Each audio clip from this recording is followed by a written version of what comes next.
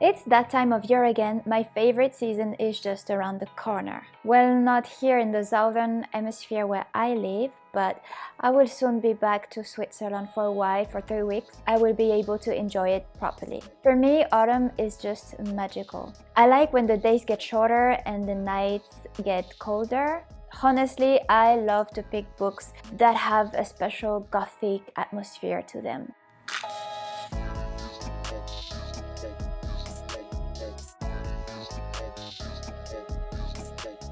Hi, I'm Liv. You're probably new here because I just started this new channel where I just share my love for books. And today I've got 6 perfect fantasy and gothic reads for autumn. Kindred by Octavia Butler. It's a blend of science fiction and historical gothic. So Kindred might not literally take place in an autumn atmosphere, doesn't have autumn vibes, so to say, but it feels like an autumn book to me because of the tone. I don't know if you agree, but I think autumn is the season where you want to read darker atmosphere, and I think Kindred is exactly that. Kindred is really unsettling, it's haunting, it's heavy, at the same time deeply thought-provoking, and that's what I love about this book. So the gothic element here is not a haunted house, but the horror of history itself. Kindred is maybe one of the most powerful books I've read. We follow Dana, and on her 26th birthday,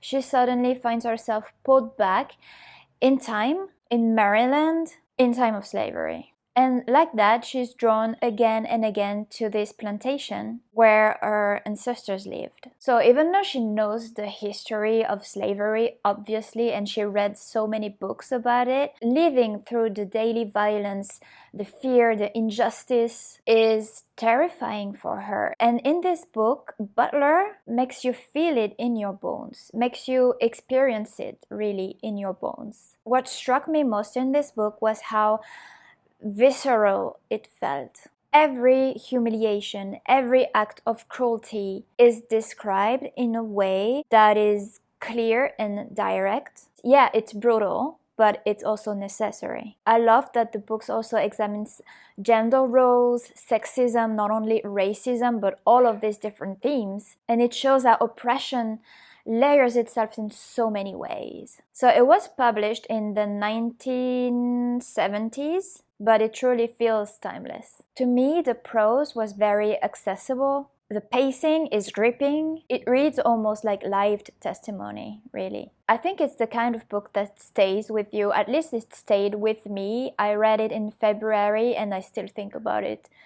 now in September. It's a very, very interesting book. It's unsettling, it's eye-opening. I rated this book 4.50 stars. I think it's such an important book to read, and it's an excellent read. Okay, now let's read something lighter.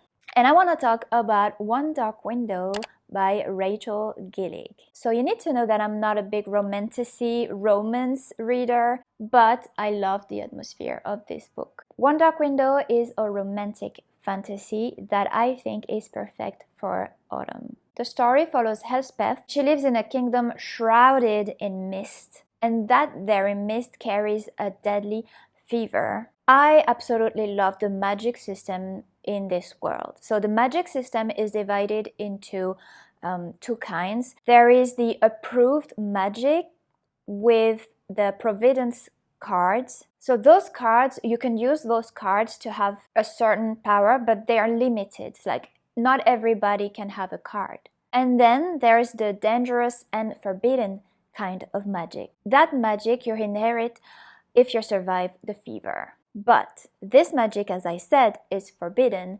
So if you survive the fever, then the government will kill you because they do not want you to have a power, a forbidden power. Elspeth herself has survived the fever, but obviously no one knows she's ever had this fever.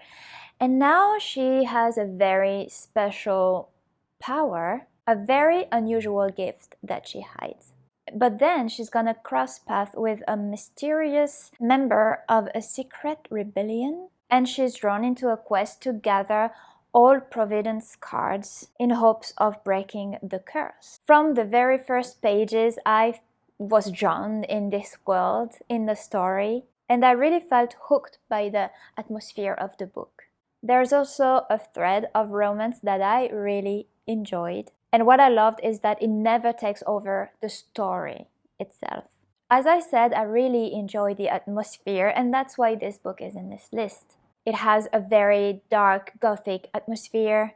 I loved the mist, like the description of the mist. It is described as burning in your nose with the smell of salt. This mist really wraps the whole story in this oppressive feeling. I loved how the world is really detailed, is described. Families are named after trees. Their symbols are stitched to their clothes, and they have different colors. So there's a lot of small details that makes the setting come alive.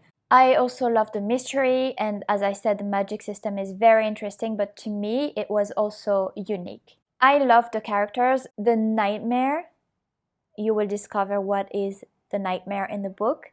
It speaks with riddles and rhythms. It's like enigmatic, poetic verses. You don't really understand what it means, so it's pretty interesting. And this character really kept me constantly questioning what this entity was truly about. What I loved also about the characters is actually the sense of community among the characters. It's almost like a found family vibe, and it's a trope that I really appreciate. Even when the characters disagree on something, they still work together for a shared goal, and I really love this aspect of the book. Overall, in my opinion, One Dark Window by Rachel Gillig is Gothic, it is mysterious, the world building is unique and very interesting and detailed. I really believe it's the kind of book you want to read to match the mood of the season. Also, you need to know that it is a duology. I did read the second book, but in my opinion, it's not as good as the first one, but not everybody agrees, so I personally was very disappointed in the second book because the main characters are different. Also, the romance in the second book to me felt more present than the first book, and I wasn't really interested in the romance in the second book anyway, so it was disappointing. Let's talk about another fantasy autumn read. If just like me you like old Europe, The Gothic Charm of Edinburgh. It is a YA Gothic romantic fantasy book. It takes place in Edinburgh in 1817. With all the Gothic atmosphere of graveyards, medical schools, and misty streets, obviously. So again, I am definitely not usually an avid YA reader, but I actually really enjoyed this book. I really appreciated the mix of Gothic tension and romance. So in this story, we follow Hazel. She's a young woman, an aristocrat, and her path in life is already mapped out. She has to marry her cousin, become a devoted wife, raise children, and that's it. But Hazel rejects that fate. She wants to become a surgeon, but obviously 1817 is maybe not the right time for a woman to become a surgeon and to study. What I love is that she's gonna secretly defy her gender, her role in the society, all the restriction of her social class as well, in order to study medicine. She's gonna attend anatomy lectures dressed as a boy. But there she's gonna meet a mysterious resurrectionist, and also along the way some dark secrets that she will investigate. So why do I recommend this book for autumn? Well, it's quite simple. It is a Gothic historical fantasy fiction set in Edinburgh. It is also set among misty cemeteries. I really love the immersive setting of the book. There is a touch of mystery, just enough macabre detail, but it's not too gory. So yeah, it is YA, but I really enjoyed this one. I rated it 4.25 stars. What I love the most is Hazel. Hazel as a character, because she's audacious. She's a very intelligent protagonist. She's very young, but She has decided something for herself and she will do anything to achieve this goal that she has. Also, there is a romantic thread in the book, but it is not centered. The plot isn't about romance. The plot is about her devotion to medicine. Again, this is a duology, but again, I really didn't appreciate the second book. It's called Immortality, a Love Story. Really, for me, the second book didn't have the same atmosphere. The plot was not that interesting, and I just found it unnecessary, sadly. Okay, so now let's talk about a Gothic read that is definitely adult this time, and I want to talk about A Ninth House by Leigh Bardugo. It's the perfect Gothic read. It is set during Alex, the protagonist, first fall semester at Yale. And everything about this story feels dark and atmospheric. You get secret society, candlelit rituals set in tombs, and a campus filled with ghosts. So really, nothing can be more Gothic than this novel. It's also very violent, it's also very adult, so be prepared. So as I said, we follow Alex. She is a young woman and she is a very unusual freshman at Yale. She actually grew up in LA and her mom was kind of a hippie mom. She dropped out of school very young and she fell into a world with very bad boyfriends, violence, everything that you can imagine. And by the time she's 20, she is the only survivor of a very brutal murder. She gets a second chance, but obviously there is a catch. So Alex is recruited by Leigh, which is the ninth house, and it oversees the Yale's 8 others societies, secret societies. Those 8 secret societies, they are performing secret rituals, and it's much darker than what you could imagine. Alex, she has been chosen for a very good reason. She can see ghosts. So she has a gift and she can see ghosts. And it's very important to oversee the rituals. But you'll discover that in the book. So Ninth House is dark academia, but with a more brutal Gothic edge. I gave this book a 4.5 stars.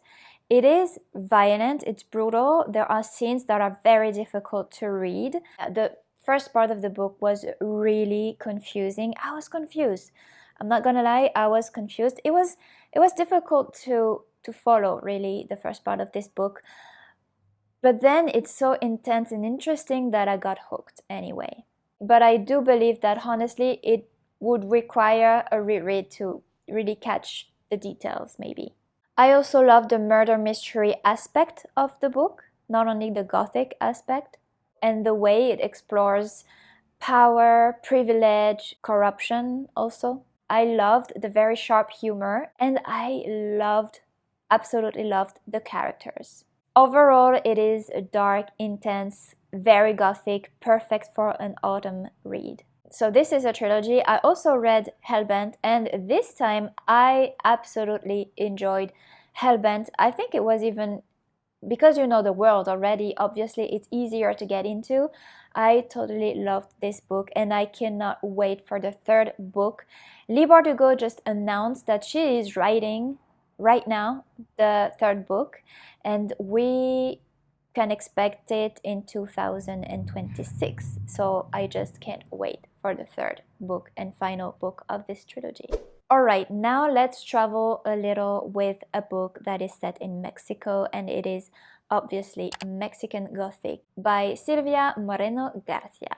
It takes place in the 1950s in Mexico, and we follow a young woman, Noemi. Noemi, she's very much enjoying her social status, but sadly for her, she is sent to the remote countryside to check on her cousin. Catalina is her cousin, and she wrote to her a very disturbing letter.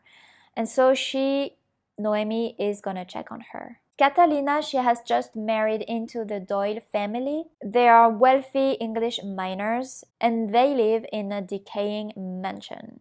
So when Noemi arrives, she doesn't know what to expect, but they're supposed to be wealthy. But when she arrives, she notices that the mansion is filled with mold and oppressive rules. So the Doyle family is very secretive, but also very hostile, to say the least. We're gonna follow Noemi trying to uncover what is happening to her cousin. The atmosphere is there from the very first chapters. The story takes place in a gloomy manor filled with mold. It's really strange.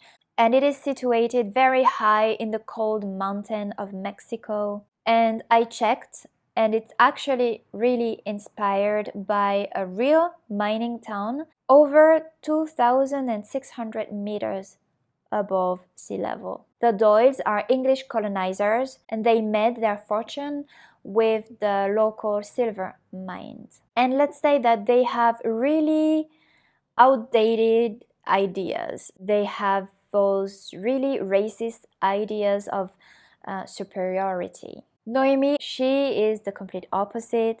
She loves parties, pretty dresses, and she likes to flirt with boys. And Noemi, she is definitely a character I loved in this story. Let's say that she seems a bit frivolous at first, but she's not afraid to stand up to the Doyle's family. She is very sarcastic and she has a very colorful personality, so it really clashes with the Doyles, let's say. This book is really a slow burn, so it's not all about, but it's a lot about the atmosphere, building the atmosphere. So the tension builds gradually, but it does get darker and disturbing even. It is really the perfect read for a foggy autumn night. To me, it was really a solid 4-star read. But if you prefer a story with more direct action, I can recommend you the following book, and it's called The Hacienda by Isabel Cañas. It is set in post-independence Mexico, and it's not about autumn vibes so much because the climate is hot and dusty, but the story itself feels like a perfect read for September, October. Why is that? Because you've got the isolation of a remote estate, a sinister haunting, a forbidden romance, so it really works with the Gothic autumn. It's often described as Mexican Gothic meets Rebecca, and it's actually true. We follow Beatrice, and after her father's execution, she lost everything. She has a lot of financial issues. She's left without a home, security. A rich man, Don Rodolfo, proposes to her, and she accepts. So she moves into the hacienda. She hopes to rebuild her life and help her mother financially, but as you can imagine, the place is nothing like she thought it would be. And very quickly, she starts having visions. She starts seeing weird things. So the horror arrives quite soon in this book, contrary to Mexican Gothic. She really feels a constant presence watching her. It's really creepy, you know? And the house itself becomes almost a character in the book because it feels hostile. I really enjoyed the male character's POV actually in the book. This chapter were my favorite because they offered a more complex and critical look on the church that I found very interesting. To me, Beatrice her character was a bit underdeveloped in my opinion. We know she married for survival. It's all about what she experiences in the house, but not what she experiences as a newlywed. I wish the book had explored more of her new role as a mistress of the hacienda. So as I said, the horror comes very quickly and it stays at high level throughout the entire book.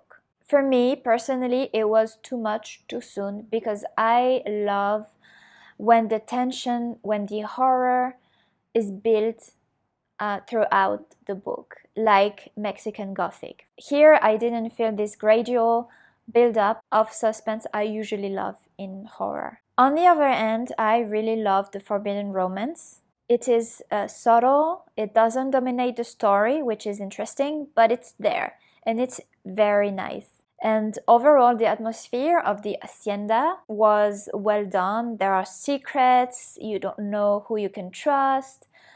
So the atmosphere is very Gothic, heavy, and things happen, you know? In the end, I was just left a little bit unsatisfied because I wanted more suspense, more mystery, and more depth in the characters, but I still enjoyed this book, and I think I rated this book 3.5 stars. So those were my 6 Gothic and fantasy read that I think are perfect for this time of year. Please let me know in the comment what you think of this selection. And yeah, let's share some recommendation. Thank you very much for watching, and I'll see you in the next video. Bye!